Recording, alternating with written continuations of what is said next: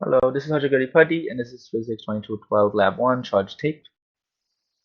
So for introduction, the purpose of this lab was to prepare multiple charge pieces of tape and observe interactions between these charge pieces of tape to determine their charge, and also create a program and glow script to calculate the charge. So what I found from this is that each charge piece of tape had a positive charge. The charge of each tape was 1.86 times 10 to the power of negative 9 coulombs, and the tape had an electron deficiency of 1.161 times 10 to the power of 10 electrons. So some biology fundamental principles include Newton's second law of the gravitational force on Earth, which is mass times gravity, and the gravitational constant is 9.8 meters per second squared. And also just Coulomb's law with the electric force is also important as well, and same with the charge of a proton. So to go on to the experiment, first off, procedure is I created some charged pieces of tape by folding a piece of tape, sticking it to the desk, and putting another piece of tape on top, and then quickly ripping off the top piece of tape. And then I observed interaction between the two charged pieces of tape that I did make, and then between a charged piece of tape and a negatively charged pen. The pen became negatively charged by me rubbing it in my hair for 30 seconds.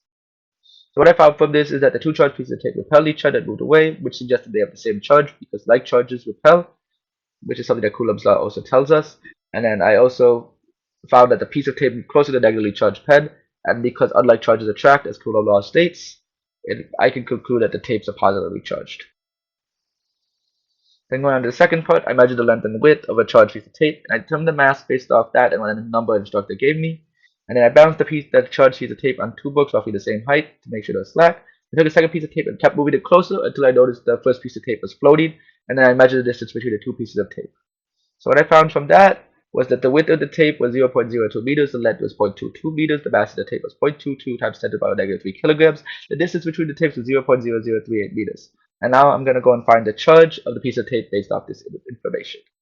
So to start off with my calculation, some assumptions are just ignoring air resistance. I'm treating each piece of tape as a point charge with a charge concentrated in the center of the long tape. And for this assumption, I assume that each tape is made about the same charge, evenly distributed, so that makes calculations easier. And I also assume the only external forces acting on tape B is gravity and electric force created by tape A.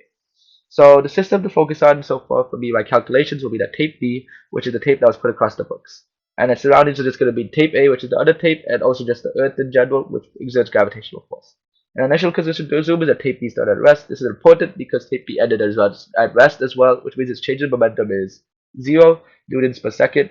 And since Newton's second law states that F net equals momentum over time, that means that the net force on tape B is also 0 newtons as well.